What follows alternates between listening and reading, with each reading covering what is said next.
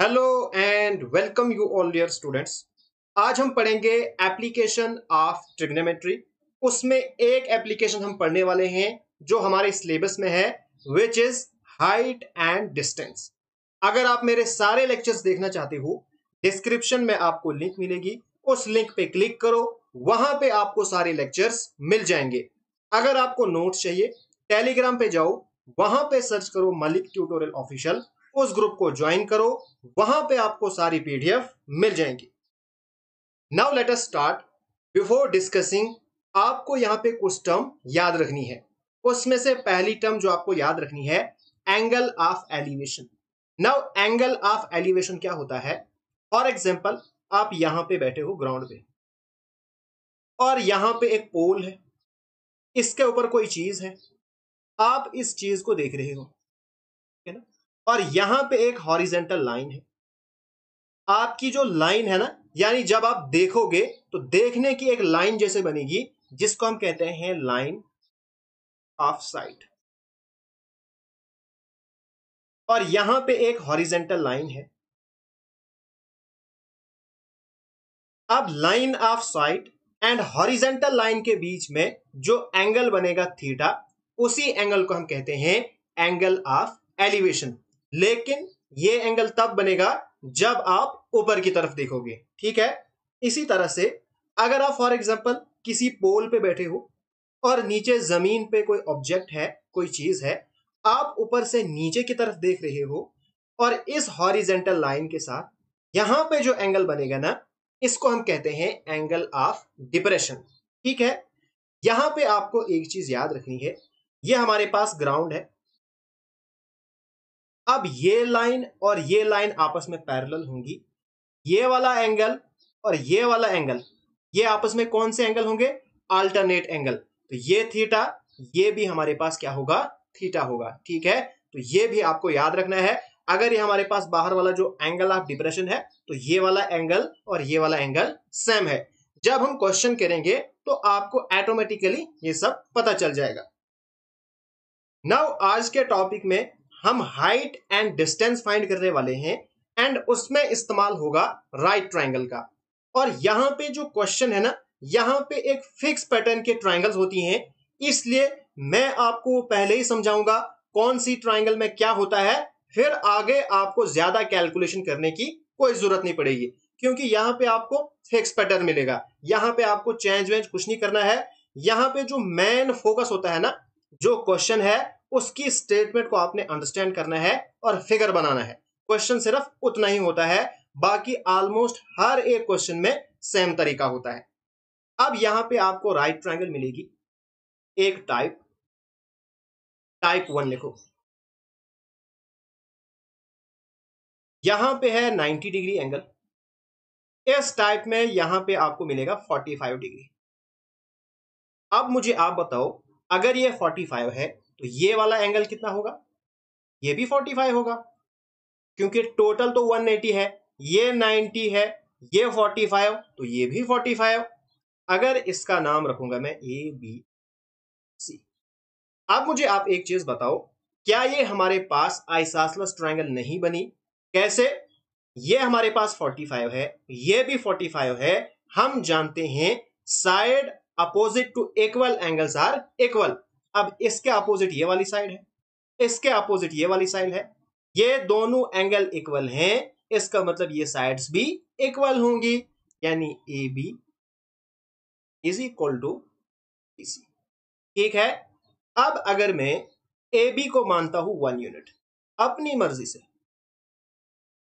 जरा आप मुझे बताओ फिर बीसी साइड क्या होगी? ये भी 1 यूनिट होगी, क्योंकि दोनों इक्वल हैं।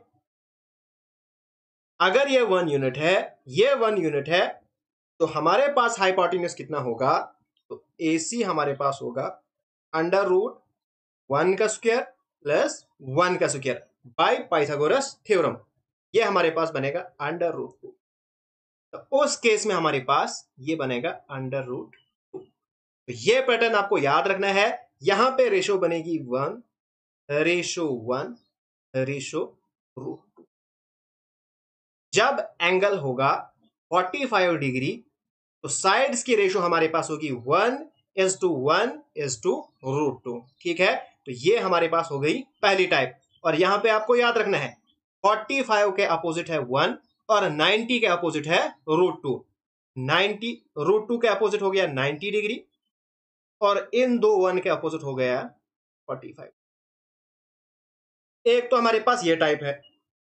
दूसरी टाइप हमारे पास है, अगर ये हमारे पास एक ट्रायंगल है, यहां पे है 90 डिग्री और यहां पे है 60 या 30। अगर यहां पे मैं 60 लूंगा फिर यहां पे मैं 30 लूंगा।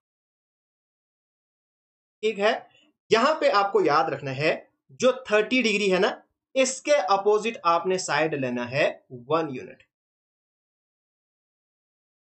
और 60 डिग्री के अपोजिट जो साइड होगी वो हमारे पास होगी √3। ठीक है, √3 यूनिट। तो इस केस में फिर हाइपोटेन्यूज कितना होगा, ए बी और सी। ए सी हमारे पास होगा √1 का स्क्वायर प्लस √3 का स्क्वायर।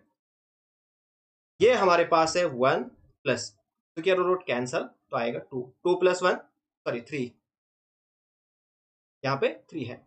ये हमारे पास बनेगा √4, 4 का रूट होता है 2, यानी इसका हाइपोटेन्यूज होगा 2 यूनिट्स।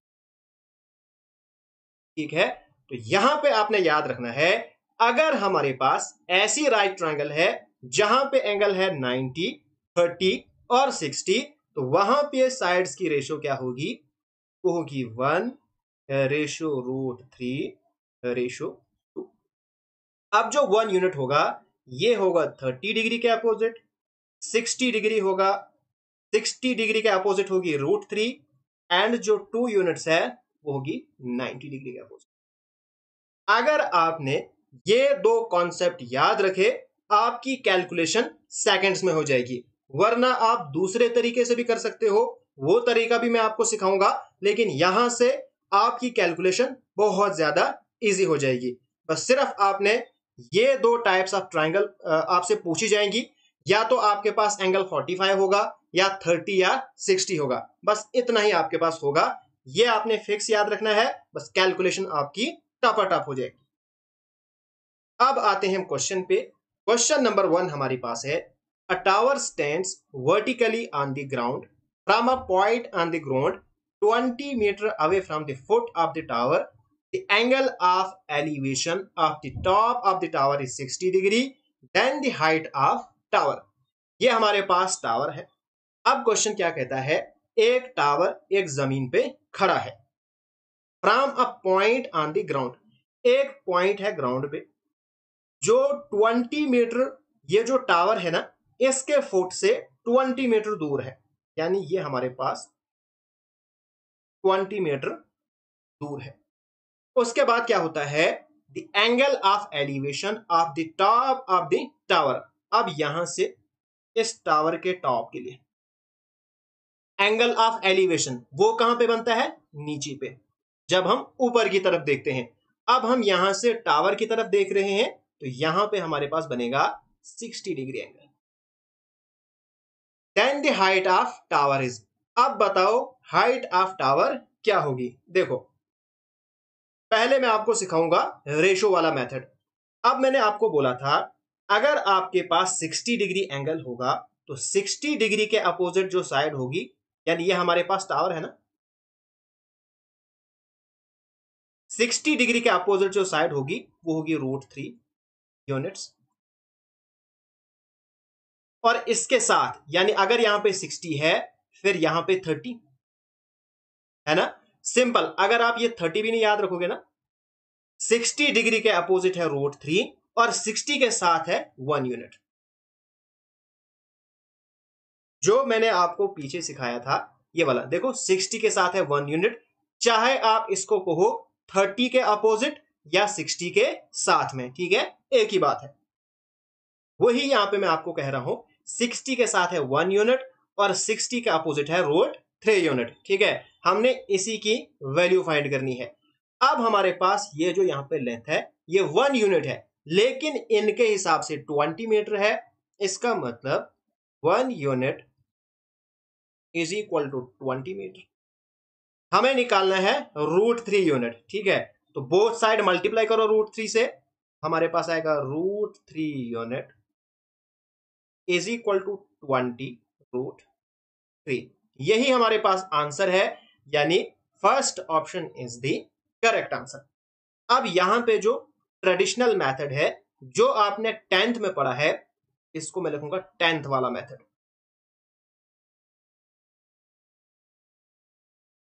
वो हम कैसे करते हैं, 10th में आप कैसे करते थे, देखो।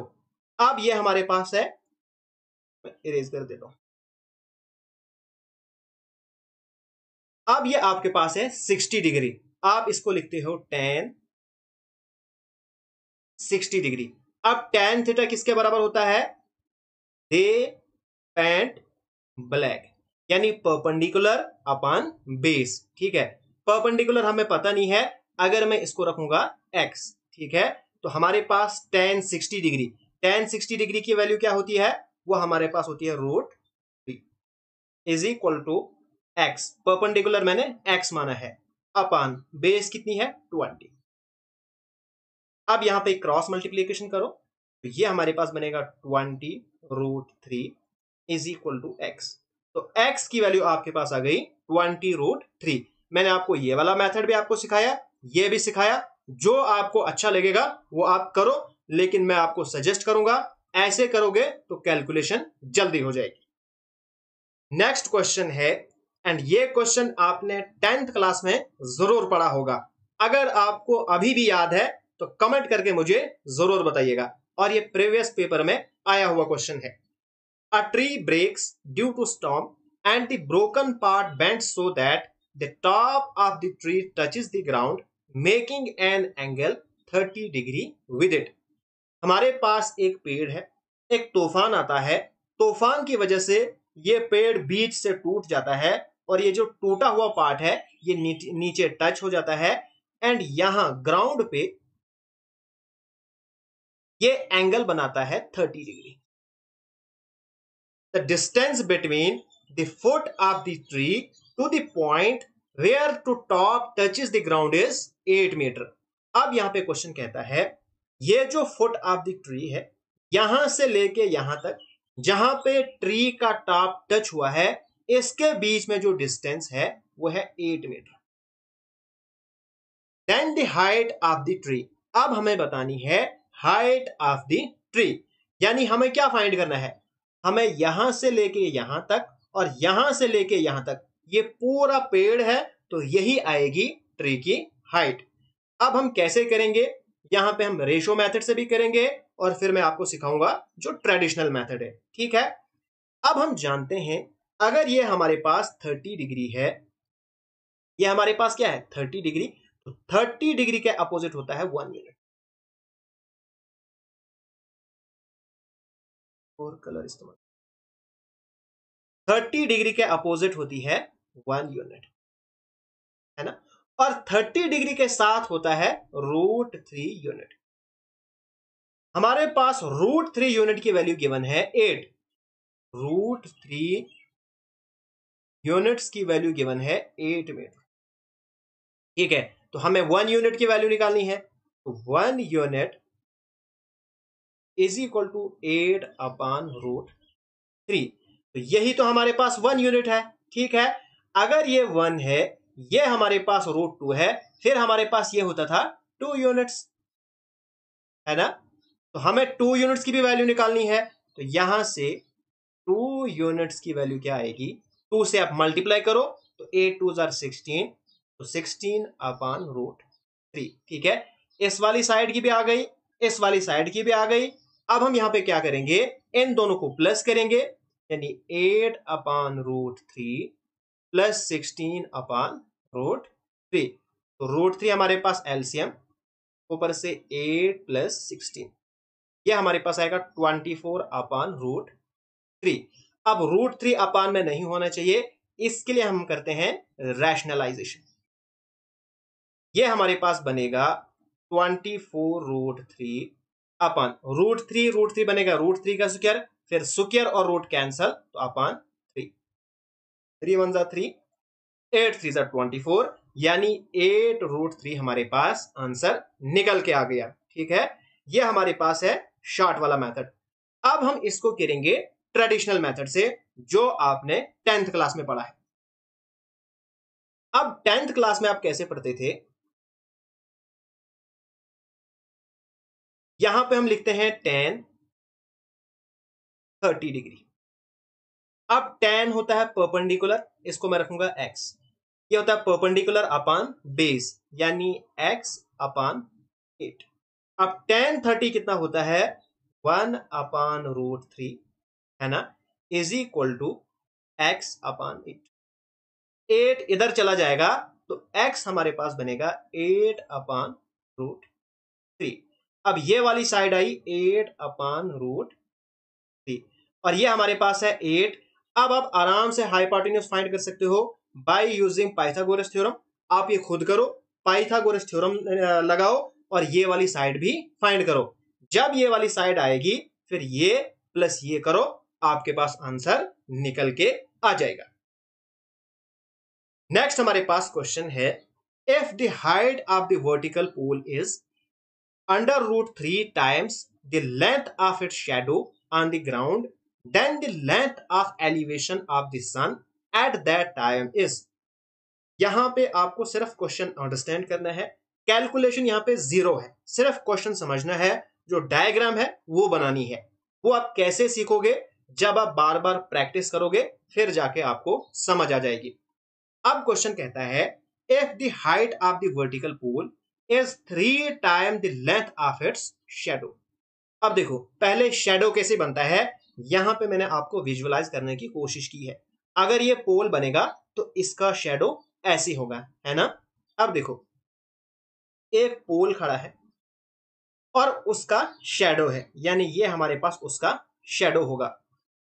अब जो पोल है उसकी जो हाइट है वो √3 टाइम है लेंथ ऑफ इट्स शैडो। अगर इसका शैडो 1 यूनिट है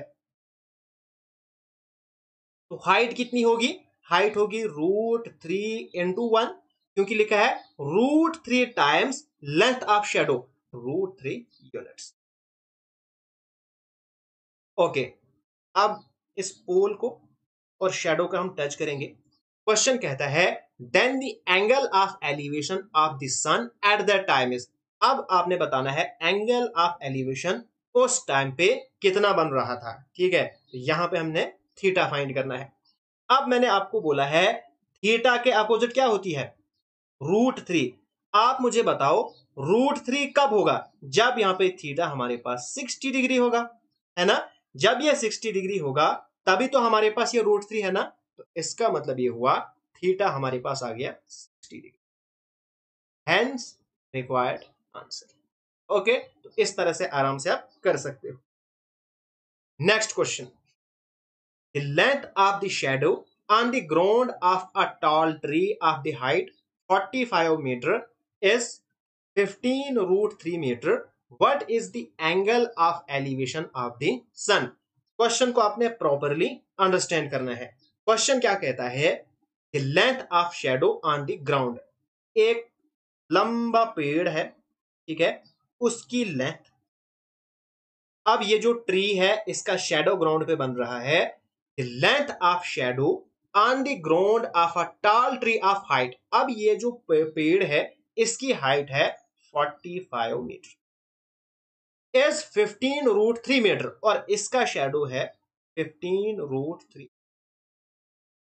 फिर से क्वेश्चन देखो, द लेंथ ऑफ शेडो, यहां पे गिवन है लेंथ ऑफ शेडो यानी साए की लेंथ गिवन है, जो कि ग्राउंड पे पड़ा है ऑफ अ टाल ट्री। किसका, एक टाल ट्री जिसकी हाइट है 45 मीटर और शेडो है 15√3 मीटर।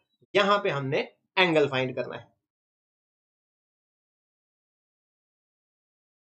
यानी ये वाला एंगल आपको निकालना है।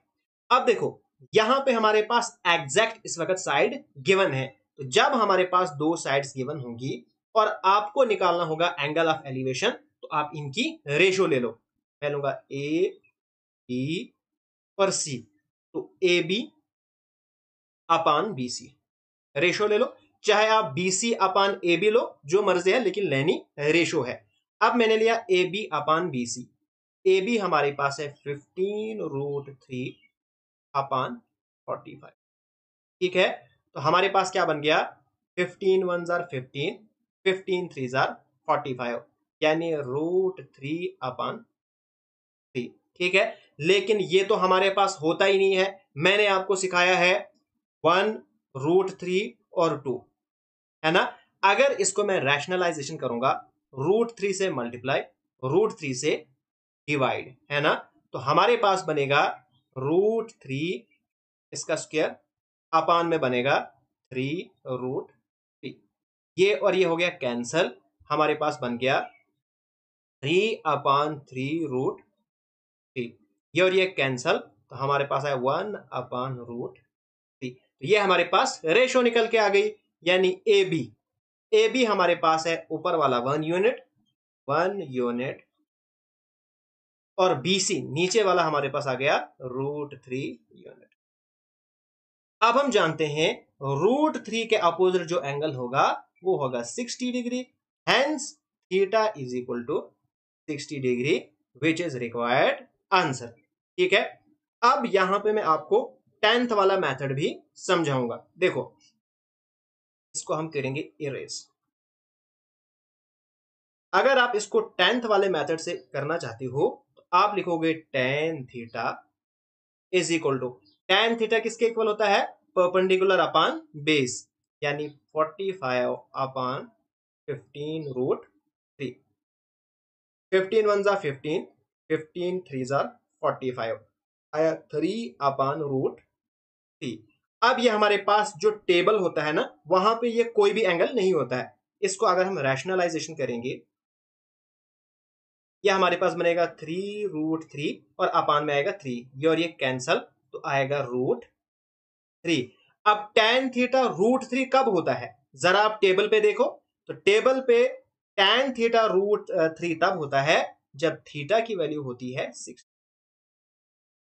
नेक्स्ट क्वेश्चन हमारे पास है, a girl 1.2 metre tall can just see the sun over a 3.62 metre tall wall which is 2.42 meter away from her.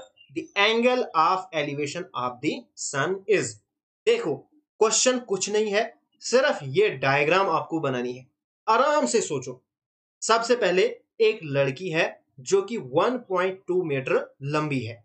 मैं यहां पे एक लड़की बनाऊंगा जो कितनी है, 1.2 मीटर लंबी है। मैं इसको लिखूंगा गर्ल यहां पे। अब ये क्या कर रही है, ये सूरज को देख रही है ओवर अ 3.62 मीटर टाल वॉल। इसके सामने एक दीवार है, इसके सामने एक दीवार है, और दीवार कितनी है, दीवार है 3.62 मीटर, और ये इसके ऊपर से सूरज को देख रही है, यानी ये ऐसे देख रही होगी, है ना, ऐसे देख रही होगी ना, which is 2.42 metre away from her. और ये जो दीवार है ये कितनी दूर है, ये है 2.42, यानी इस लड़की से ये दीवार दूर है 2.42 मीटर। हमने यहां पे एंगल ऑफ एलिवेशन निकालना है। अब देखो, अगर यहां से यहां तक 2.42 मीटर की दूरी है, तो आंखों से भी इस दीवार तक यही दूरी होगी, यानी ये भी हमारे पास 2.42। अब देखो, ये जो पूरी दीवार है यहां से लेके यहां तक, ये हमारे पास कितनी है, ये है 3.62। फिर यहां से लेके यहां तक जितनी हमारे पास ये लड़की है ना, अगर ये आगे चलेगी, ये दीवार की हाइट तो उतनी ही रहेगी ना, यानी ये हमारे पास है 1.2, क्योंकि इतनी ही लंबी लड़की है। फिर यहां से लेके यहां तक ये हाइट कितनी होगी, टोटल में से 3.62 अगर हम माइनस करेंगे लड़की की हाइट, हमारे पास यहां से ऊपर वाली हाइट बचेगी।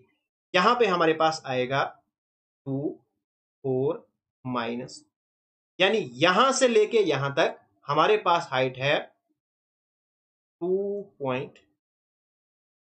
अब हमने ये वाला एंगल बताना है। जरा आप मुझे बताओ कौन सी राइट ट्रायंगल में दो साइड्स इक्वल होती हैं? यानी ये हमारे पास आइसोसेलेस ट्रायंगल है, ये भी 2.42 है, ये भी 2.42 है, इसका मतलब ये एंगल होगा 45 और ये भी होगा 45। यही तो हमने निकालना था, एंगल ऑफ एलिवेशन, ठीक है ना? यानी D option is the correct answer. Next हमारे पास है question number 6। A person 1.8 metre tall, एक आदमी है, कितना लंबा है? 1.8 मीटर लंबा है। Tall is 30√3 metre away from a tower, एक टावर है उससे दूर है ये 30√3 मीटर दूर है ये टावर से। If the angle of elevation from his eyes to the top of tower is 30 degree. अब इसकी आंखों से इस टॉप ऑफ द टावर के लिए जो एंगल बनेगा ना वो है 30 डिग्री, यानी ये हमारे पास है 30 degree. Okay, then what is the height of tower? अब हमें इस पूरे टावर की हाइट निकालनी है। अब देखो, अगर ये हमारे पास 30√3 मीटर है तो ये भी हमारे पास 30√3 मीटर होगी, है ना? इसमें कोई मसला नहीं होना चाहिए। लेकिन हम जानते हैं जिस ट्राइंगल में, अगर इसका नाम रखूंगा मैं ए बी सी डी, अब मैं जानता हूं in triangle A B C अगर ये 30 डिग्री होगी तो इसके अपोजिट हमारे पास ये 1 यूनिट होगा और इसके साथ में √3 यूनिट्स, है ना? अगर ये हमारे पास √3 यूनिट है, इसका मतलब ये हुआ कि √3 यूनिट्स की वैल्यू है 30√3 मीटर। तो 1 यूनिट की वैल्यू क्या आएगी? 1 unit is equal to 30√3 upon √3। ये जब इधर आ जाएगा ये और ये कैंसल, तो 1 यूनिट की वैल्यू हमारे पास आ गई 30 मीटर। अब 1 यूनिट यहां से लेके यहां तक है यानी बीसी, यानी ये हमारे पास आ गया 30 मीटर। ठीक है, अब देखो ये जो आदमी है यहां से लेके यहां तक है, ये 1.8 मीटर है। अगर ये आगे जाएगा तो बी से लेके ई तक, क्या ये इस आदमी की हाइट नहीं होगी? तो ये भी हमारे पास 1.8 है। अब बीसी है 30 और बीई है 1.8, यानी पूरे जो टावर है ई से लेके सी तक, जब हम इन दोनों को प्लस करेंगे ये हमारे पास आएगी हाइट ऑफ द टावर, यानी 31.8, which is the required answer.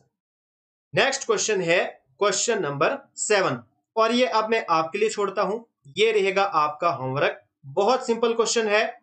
The string of a kite is 158 metre long, यानी इस तरह से होगा, ये हमारे पास 158 मीटर लॉन्ग होगा। मेक्स एंगल, ये हमारे पास 30 डिग्री एंगल बनाएगा। तो अब आराम से इस क्वेश्चन को आप कर सकते हो, मैंने आपको हिंट दे दी। नेक्स्ट क्वेश्चन है, from a point P on the ground the angle of elevation of the top of 10 metre tall building is 30 degree. Question क्या कहता है? क्वेश्चन कहता है एक पॉइंट है ग्राउंड पे, इसका नाम है P, और एक बिल्डिंग है जो 10 मीटर टॉल है। क्वेश्चन कहता है ये जो ग्राउंड पे पॉइंट है यहां से एंगल बनता है टॉप ऑफ द बिल्डिंग, यानी जो बिल्डिंग का टॉप है, यानी यहां से लेके इस टॉप तक हमारे पास एक एंगल बनता है, एंगल ऑफ एलिवेशन वो है 30 डिग्री। उसके बाद a flag is hoisted at the top of building, हम इस बिल्डिंग के ऊपर एक फ्लैग लगा देते हैं at the angle of elevation of the top of the flag stuff from point P is 45 degree. उसके बाद एक एंगल है इस जो फ्लैग है ना इसके टॉप से और पॉइंट P फिक्स रहता है।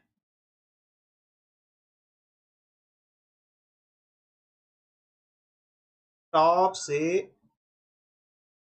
इस पॉइंट P तक, और ये जो एंगल बनता है ये बनता है 45 डिग्री। बस इतना सा क्वेश्चन था। अगर ये आपने विजुअलाइज किया, इसको समझा, समझो क्वेश्चन निकल गया। Find the length of flagstaff. आपने ये जो यहां से है ना ऊपर, इसकी आपने लेंथ निकालनी है। अगर मैं इसको ऐसे रखूंगा, इसका नाम रखूंगा P Q R और S। अब देखो जरा आप पकड़ो इन ट्राइंगल, छोटी वाली ट्राइंगल पी क्यू आर। ये जो छोटी वाली ट्राइंगल है पी क्यू आर, ये हमारे पास 30 डिग्री है। 30 डिग्री के साथ वाली जो साइड होती है वो हमारे पास √3 यूनिट्स होती है ना। और 30 डिग्री के अपोजिट होगी 1 यूनिट, यानी क्यू से लेके आर तक होगी 1 यूनिट। यानी जो हाइट ऑफ बिल्डिंग है वो हमारे पास है 1 यूनिट। अब देखो, अब आप क्वेश्चन पे आओ, पूरे क्वेश्चन पे, पूरे जो हमारे पास ट्राइंगल है ना इस पे आओ, यानी पी क्यू एस ट्राइंगल पे। ये हमारे पास 45 डिग्री है। जिस ट्राइंगल में 45 डिग्री एंगल होता है तो उसके अपोजिट वाली साइड और दूसरी साइड इक्वल होती है, यानी Q S and P Q is equal to Q S. मैंने बोला था ना आपको, जहां पे 45 डिग्री एंगल होता है वो आइसोसेलेस ट्राइंगल होती है। अगर ये √3 यूनिट है तो ये पूरी भी क्या होगी, यहां से लेके यहां तक ये हमारे पास √3 यूनिट्स होगी। ठीक है, कोई मसला नहीं। अब आप आओ क्वेश्चन पे। ये जो हाइट ऑफ बिल्डिंग है क्यू से लेके आर तक, ये हमारे पास कितनी है 10 मीटर, लेकिन हमारे हिसाब से है 1 यूनिट, यानी 1 यूनिट की वैल्यू है 10 मीटर। अब हमें कितनी वैल्यू निकालनी है, हमें सिर्फ यहां से ऊपर तक निकालनी है। टोटल हमारे पास है √3 और यहां से नीचे है 1 यूनिट। अगर मैं √3 में से 1 यूनिट माइनस करूंगा, क्या मेरे पास इसकी नहीं आएगी? बिल्कुल आएगी। तो मुझे इतनी वैल्यू निकालनी है, यानी √3 माइनस 1 यूनिट, इसकी मुझे वैल्यू चाहिए। अब ये वैल्यू कब आएगी? अगर मैं इसको इसके साथ मल्टीप्लाई कर दूंगा तो हमारे पास √3 minus 1 is equal to √3 minus 1 to 10। ये हमारे पास है 10 √3 माइनस 1। ओके, क्वेश्चन हो गया। अब यहां पे इन्होंने लिखा है take √3 is equal to this, यानी आपको √3 की ये वाली वैल्यू निकालनी है। ठीक है, अब आप यहीं से बता सकते हो ये भी ऑप्शन नहीं होगा, ये भी नहीं होगा, ये भी नहीं होगा, ये हमारे पास करेक्ट होगा, क्योंकि यहां पे √3 की इन्होंने वैल्यू दी है, इसका मतलब √3 नहीं होगा। चलो हम वैल्यू भी पुट करते हैं। अब हमने इतना किया ही, तो √3 की वैल्यू डालो, 10 इंटू 1.732 माइनस करो 1। जब इसमें से -1 निकालोगे तो आपके पास बचेगा 10 मल्टीप्लाई बाई 0.732। तो यहां पे 10 है तो ये इधर से इधर शिफ्ट हो जाएगा मल्टीप्लाई में, यानी 7.32। नेक्स्ट हमारे पास क्वेश्चन है, the shadow of a tower standing on a level plane is found to be 30 meter longer when the sun's elevation is 30 degree than when it is 60 degree। Question करने से पहले आपको मैं एक कॉन्सेप्ट समझाऊंगा। यह हमारे पास कोई टावर है, लेट अस सपोज दैट यहां से सूरज है। अब यहां से सूरज है तो ये सूरज मूव करेगा ना, है ना। तो जब सूरज यहां से आएगा इस तरफ, अगर इसका शेडो आएगा तो यहां पे एक एंगल बनेगा। फिर जब सूरज मूवमेंट करेगा दूसरा एंगल बनेगा। लेट अस सपोज दैट यहां पे दूसरा एंगल बन रहा है, इसका नाम रखूंगा मैं Q, इसका नाम रखूंगा मैं P। अब यहां पे जो एंगल बनेगा, यहां पे जो एंगल बनेगा, इनके बीच में क्या रिलेशन होता है आपने याद रखना है। जितना आप ऑब्जेक्ट के नजदीक आओगे ना, जो एंगल है वो बड़ा होता जाएगा, इंक्रीज होता जाएगा, इंक्रीजिंग। अगर यहां पे हमारे पास 30 डिग्री है तो यहां पे 60 डिग्री होगा, यह हमें पता है, क्योंकि जितना हम नजदीक आते हैं उतना एंगल बड़ा होता जाएगा। बस इतना सा कॉन्सेप्ट आपको याद रखना है। अब आप आओ क्वेश्चन पे। क्वेश्चन कहता है the shadow of tower standing on a level plane. Level plane मतलब बिल्कुल प्लेन, कुछ भी उबड़ खाबड़ नहीं है। एक टावर है, उसका शेडो नीचे पड़ता है, is found to be 30 metre longer, यानी 30 मीटर ज्यादा है। जब सन की जो एलिवेशन है, जो एंगल बनता है, पहले था 30, अब था 60, यानी जब 30 था तब थोड़ा ज्यादा बनता है। अब हमें पता है 30 जरा दूर होगा और 60 नजदीक होगा। जब 30 डिग्री होता था तब 30 मीटर ज्यादा होता है, यानी P से लेके Q तक ये जो आपके पास लेंथ होगी ना, ये आपके पास होगी 30।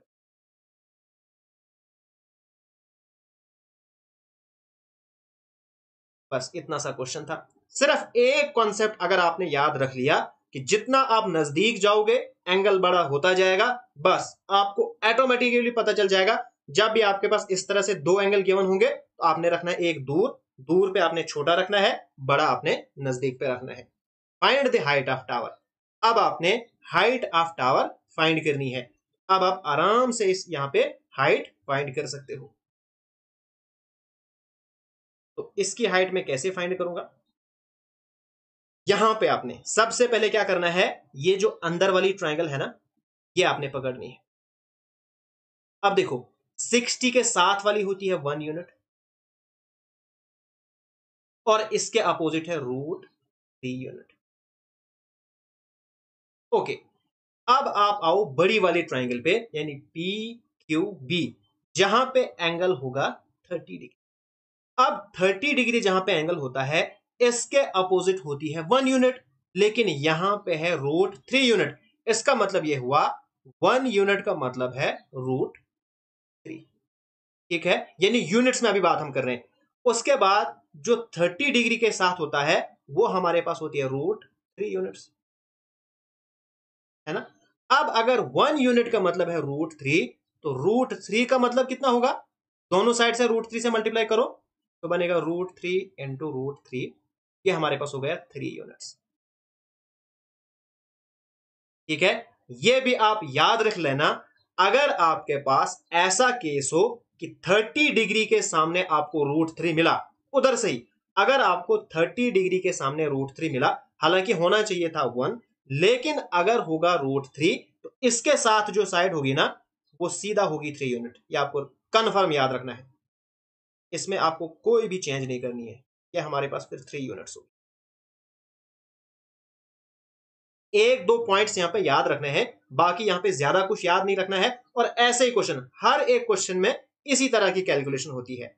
अगर 30 डिग्री के सामने √3 है तो साथ वाली साइड होगी 3 यूनिट। ठीक है, अब Q से लेके B तक टोटल है ये 3 यूनिट, यहां से लेके यहां तक 1 यूनिट है, तो Q से लेके P तक कितनी होगी? ये हमारे पास 2 यूनिट्स होगी। बट यहां पे 30 है, इसका मतलब 2 units is equal to 30 degree. ठीक है, तो हमारे पास 1 यूनिट की वैल्यू आएगी 30/2, यानी 15। 1 यूनिट की आ गई 15। हमें क्या फाइंड करना है? Find the height of tower. Tower की हाइट फाइंड करनी है, यानी हमें √3 की वैल्यू फाइंड करनी है। तो √3 यूनिट करो बोथ साइड मल्टीप्लाई, तो हमारे पास आएगा 15 √। तो यही आपके पास आंसर आ जाएगा, यानी fourth option is the correct answer. अब इसको आप जिस तरह से आपने 10th में पढ़ा है ना, वैसे भी निकाल सकते हो, लेकिन वहां से बहुत लेंथी हो जाएगा। करना क्या आपको, पहले आप पकड़ो ये, यहां पे आप क्या करोगे, फिर मैं आपको थोड़ा सा बता देता हूं। इसको आप x मानो, ठीक है, ये आपके पास 30 है, तो टोटल आपके पास हो जाएगी ये 30 प्लस x। ठीक है, पहले आप छोटी वाली ट्राइंगल पकड़ो, यहां पे लिखो tan 60 degree is equal to PB upon यहां पे भी मैंने रखा है, इसको रखूंगा मैं r। tan 60 degree is equal to BR/BP, यानी परपेंडिकुलर अपान बेस। आपके पास एक इक्वेशन आएगी। ठीक है, उसके बाद आपने क्या करना है, tan 30 डिग्री और ये अपान ये, आपके पास दूसरी इक्वेशन आएगी। फिर इन दोनों इक्वेशन को आप सॉल्व करोगे तो आपके पास आंसर निकल के आ जाएगा, लेकिन वो थोड़ा सा डिफिकल्ट हो जाएगा, ये बहुत ज्यादा इजी है। नेक्स्ट क्वेश्चन है, from the top of a tower angles of depression, two object on the ground on the same side of it observe to be 60 and 30 degree respectively. देखो क्वेश्चन क्या कहता है, एक टावर है, tower से नीचे की तरफ एंगल ऑफ डिप्रेशन है, यानी एक यहां से लेके यहां तक होगा। फॉर एग्जांपल ये मैं ग्राउंड रखता हूं, एक यहां पे होगा, एक यहां पे होगा। अब ये एंगल ऑफ डिप्रेशन है, यानी कि ये एंगल जो है ना, ये यहां पे बनेगा। लेकिन आपने ज्यादा सरदर्द नहीं लेना है, मैंने आपको ऑलरेडी बोला है यहां पे एंगल और जो नीचे वाला एंगल है ना, ये आपके पास बनते हैं अल्टरनेट एंगल, तो ये इक्वल होते हैं। तो ज्यादा आपको सरदर्द लेने की जरूरत नहीं है, सीधा आपने नीचे पे लिख देना है। ठीक है, कैसे लिखना है? अब आपको पता है नजदीक में होता है बड़ा, तो ये हमारे पास 60 डिग्री होगा, और दूर वाला होगा छोटा। जितना आप दूर जाओगे एंगल छोटा छोटा होता जाएगा। बस ये है 30 डिग्री। अब आप निकालो जो निकालना है। And the distance between the object, actual में यहाँ पे दो ऑब्जेक्ट हैं, एक यहाँ पे एक यहाँ पे, इन दोनों के बीच में जो डिस्टेंस है वो है 400√3 मीटर। ठीक है, इसका नाम रखूंगा मैं ए बी सी और डी, यानी बीसी का जो डिस्टेंस है ना, ये है 400√3। हाइट ऑफ द टावर, आपने निकालनी है हाइट ऑफ टावर। अब देखो हमें पता है 60 डिग्री के अपोजिट क्या होता है, √3 यूनिट्स, और साथ में होता है 1 यूनिट। ओके, अब आपको पता है 30 डिग्री के अपोजिट होना चाहिए था 1 यूनिट, लेकिन यहां पे है √3 यूनिट। अगर ये √3 यूनिट है तो इसके साथ वाली जो साइड होगी वो फिर 3 यूनिट होगी, वो अपने पास रूट रखेगी नहीं। ठीक है, बस ये आपको याद रखना है। अगर इसके अपोजिट वाली साइड रूट रख रही है तो ये अपने पास रूट नहीं रखेगी। अब अगर ए से लेके बी तक ये हमारे पास 1 यूनिट है, तो बी से सी तक कितना होगा, ये 2 यूनिट होगा। तो इसी 2 यूनिट की यहां पे वैल्यू गिवन है, यानी 2 यूनिट्स इज इक्वल टू 400√3। तो 1 यूनिट की वैल्यू आएगी 400√3 अपॉन 2, और ये कैंसल आया 200, 1 यूनिट की वैल्यू। आपको क्या निकालना है, हाइट ऑफ टावर। ये हमारे पास हाइट ऑफ टावर है, यानी √3 यूनिट की वैल्यू निकालनी है। तो करो both side multiply, √3 units is equal to, यहां पे करो मल्टीप्लाई, यहां पे है 200√3 मल्टीप्लाई बाय √3। अब √3 ये बनेगा √3 का स्क्वायर, स्क्वायर और रूट कैंसल, बचेगा 3, यानी 200 मल्टीप्लाई बाय 3, ये बनेगा 600। यानी कि fourth option is the correct answer. Next question है the angles of depression of the top and bottom of an 8 meter tall building from the top of a multi-storied building are 30 degree and 45 degree respectively। जरा आप खुद से कोशिश करो, अपने दिमाग में ये जो यहाँ पे क्वेश्चन है इसकी इमेज बनाओ कि किस तरह से हमें क्वेश्चन कहता है कि कैसी इमेज है। देखो क्वेश्चन कहता है एंगल्स ऑफ डिप्रेशन बन रहे हैं of the top and bottom of a 8 metre tall building. एक 8 मीटर टॉप बिल्डिंग है, इसके बॉटम पे भी एंगल बन रहा है, इसके टॉप पे भी एंगल बन रहा है।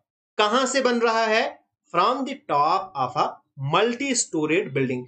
दूसरी कोई बिल्डिंग है वो है मल्टी स्टोरी, यानी फिर वो इससे बड़ी होगी, है ना। तो यहां से इसके टॉप से इसके टॉप पे भी बॉटम पे भी एंगल बन रहा है। बस इतना सा क्वेश्चन था जो आपको समझना था। अब इसको आप ज्वाइन करो और क्वेश्चन पढ़ो। टॉप पे बन रहा है 30, यानी ये जो छोटी बिल्डिंग है जो कि 8 मीटर है, जिसका नाम रखूंगा मैं ए बी, यह सी और पूरी ऊपर तक है डी, और इसको रखेंगे हम ई। ये हमने ज्वाइन किया है। ये जो A B 8 metre tall building है, इसके टॉप पे बन रहा है एंगल 30 डिग्री और इसके बॉटम पे एंगल बन रहा है 45 डिग्री। बस इतना ही क्वेश्चन है। आपने ये फिगर बनाई ना, अब आप आराम से क्वेश्चन निकाल सकते हो। क्वेश्चन आगे कुछ भी नहीं है। आपको निकालनी है height of multi storeyed building, यानी डीसी की वैल्यू निकालनी है। अब देखो, अगर आपके पास कोई ट्राइंगल है, यहां पे एंगल है 30 डिग्री, तो इसके जो साथ वाली साइड है ये होगी √3 यूनिट्स, और 30 डिग्री के अपोजिट होता है 1 यूनिट, यानी जो डीई है ये हमारे पास है 1 यूनिट। अब देखो, अगर ये हमारे पास √3 यूनिट है, ये भी तो ऐसी है ना, तो ये भी हमारे पास √3 यूनिट्स होगी। अब देखो, इन ट्राइंगल DAC जहां पे 45 डिग्री एंगल है, तो 45 डिग्री एंगल है, वहां पे साइड्स बराबर है, यानी फिर AC is equal to CD होगी, है ना।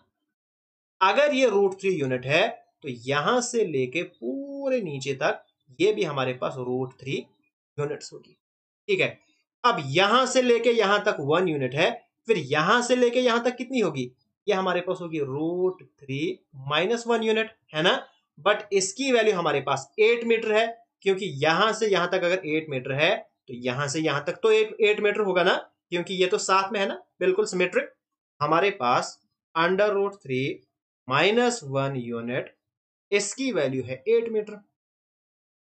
1 यूनिट की वैल्यू निकालो, 1 यूनिट इज इक्वल टू 8 अपान, इसको इधर लाओ, √3 - 1। ठीक है, क्वेश्चन हो गया। अब आपको निकालना क्या है, आपको निकालना है यहां से लेके यहां तक, यानी √3 यूनिट आपको निकालना है। तो करो multiply, √3 unit is equal to, इधर मल्टीप्लाई करेंगे 8 √3 अपान √3 - 1। अब अपान में √3 नहीं होना चाहिए, और ना ही हमारे पास आंसर में है। हम यहाँ पे रैशनलाइजेशन करेंगे। रैशनलाइजेशन कैसे करते हैं, अगर यहाँ पे माइनस है तो हम प्लस से करेंगे, यानी 8 √3 अपान √3 - 1। हम करेंगे √3 प्लस 1 अपान √3 + 1। ये हम इसलिए करते हैं ताकि हमारे पास फॉर्मूला बने, नीचे से हमारे पास फॉर्मूला बने A - B into A+B, A - B ये हमारे पास होता है A² - B²। ऊपर से जब हम मल्टीप्लाई करेंगे, हमारे पास 8 √3 इंटू √3 + 1 अपान, ये बनेगा A², यानी √3 का स्क्वायर -B², है ना। जब इसको आप अंदर मल्टीप्लाई करोगे, इसको और इसको, तो ये बनेगा √3 का स्क्वायर, रूट और स्क्वायर कैंसिल हो जाएगा, तो ये हमारे पास बनेगा 8 3, और इसको मल्टीप्लाई करोगे बनेगा ओके, अपान में स्क्वायर और रूट कैंसिल, 3 - 1 2 1 2, 4 2 8, तो हमारे पास आ गया 4 × 3 + √3 metre. Hence A option is the correct answer. Next हमारे पास क्वेश्चन है, question number 12। From the top of a hill 240 metre high, एक हमारे पास पहाड़ी है, वो कितनी है, 240 metre. The angles of depression, अब एंगल पढ़ रहे हैं of the top and bottom of the pole. अब यहां पे भी टॉप एंड बॉटम दोनों जगह पढ़ रहे हैं।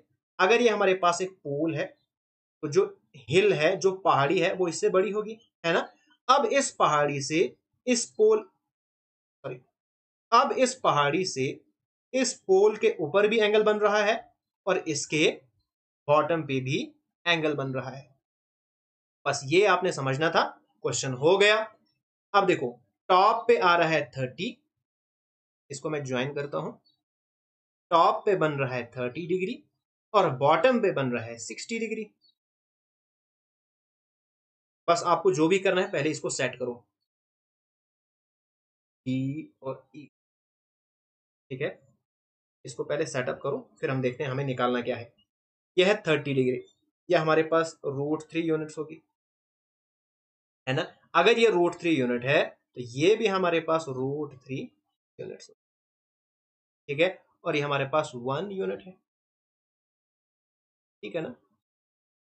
अब देखो, अब 60 डिग्री के साथ में है √3 यूनिट, यानी इसके अपोजिट फिर कितनी होगी, अभी हमने पीछे पढ़ा था फिर यहाँ हमारे पास 3 यूनिट्स होगी।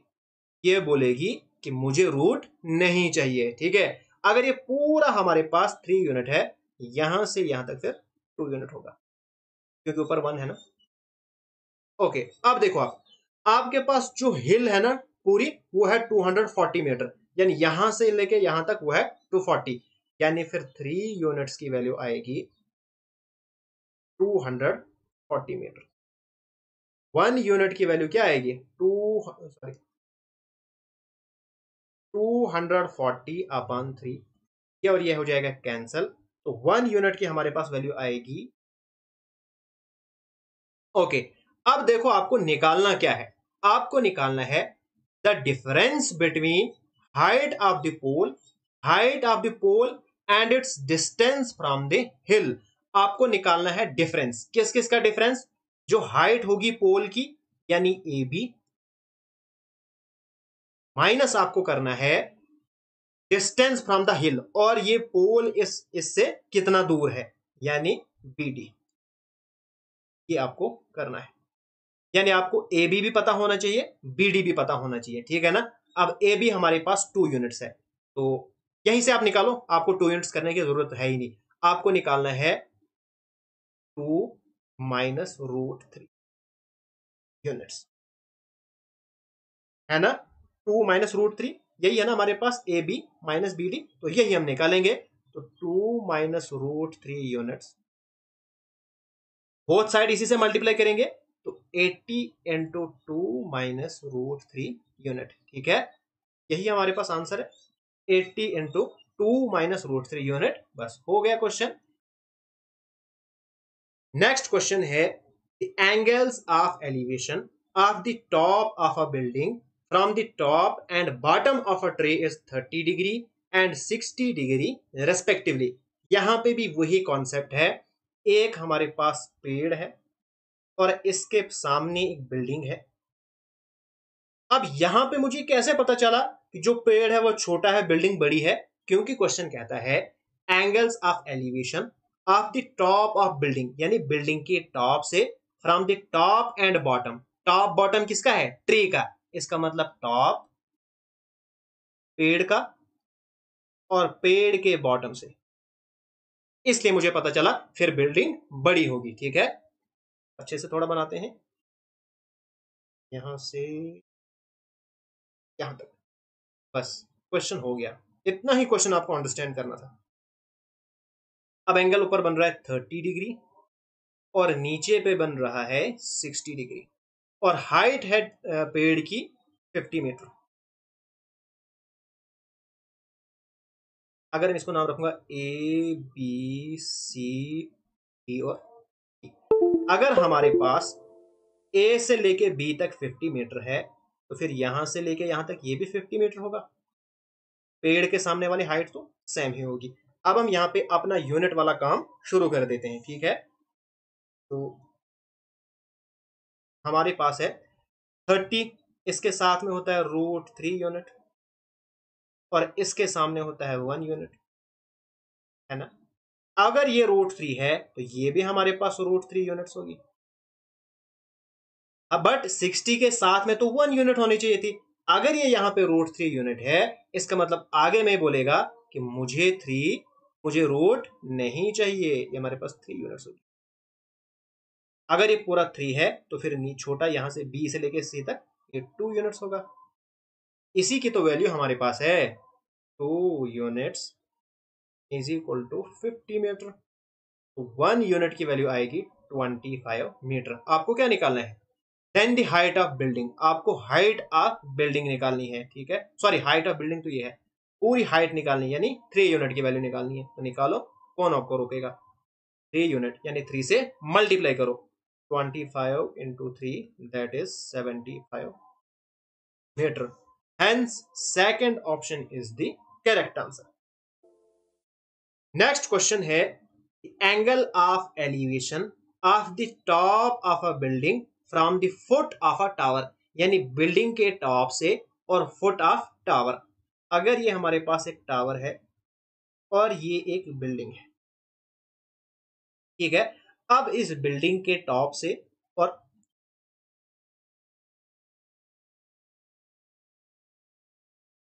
इस बिल्डिंग के टॉप से फुट ऑफ द टावर, यहां पे एक एंगल बन रहा है और एंगल कितना है 30 डिग्री। फिर and the angle of elevation of the top of the tower from the foot of building is 60 degree. अब बिल्डिंग के फुट से टावर के टॉप पे अब एंगल बन रहा है 60। अब देखो, अब मुझे कैसे पता चला टावर बड़ा है बिल्डिंग बड़ी है? ये डिपेंड करेगा एंगल पे। जो हमारे पास बिल्डिंग के टॉप से foot of the tower angle बन रहा था वो छोटा था, और जो ऊपर के लिए टावर के टॉप पे एंगल बन रहा था वो बड़ा था, इसलिए टावर बड़ा है बिल्डिंग छोटी है। ठीक है, टावर की हाइट है 50 मीटर। ओके, अब आप आराम से क्वेश्चन कर सकते हो, अब तो मसला ही नहीं है अगर आप इसको ज्वाइन करोगे। ठीक है, तो आप देखो, आप सबसे पहले ये वाली ट्राइंगल ए बी सी और डी, आप पकड़ो ट्राइंगल ए बी सी, यानी जिसमें 30 डिग्री एंगल है। 30 डिग्री के अपोजिट होता है 1 यूनिट, है ना, और इसके साथ में होता है रूट 3 यूनिट। अब आप पकड़ो दूसरी ट्राइंगल यानी बी सी डी, जिसमें एंगल है 60 डिग्री। अब 60 डिग्री के साथ तो होना चाहिए था 1, यहां पे है 3 यूनिट। इसका मतलब इसके अपोजिट जो होगी वो कहेगी कि मुझे रूट नहीं रखना साथ में। बस इतना कॉन्सेप्ट था। ये आपके पास गिवन है 50, यानी 3 यूनिट्स की वैल्यू है 50। तो फिर 1 यूनिट की वैल्यू कितनी होगी? 1 यूनिट होगी 50/3, है ना। तो आपको ए बी तो 1 ही यूनिट निकालना था, यानी 50/3, यही आपके पास आंसर निकल गया, यानी कि 50/3। C option is the correct answer. तो आज का टॉपिक यहीं पे खत्म होता है। अगर आपको ये लेक्चर पसंद आया, प्लीज इस वीडियो को लाइक जरूर कीजिएगा। अभी तक अगर आपने मेरा चैनल सब्सक्राइब नहीं किया है तो सब्सक्राइब जरूर कीजिएगा।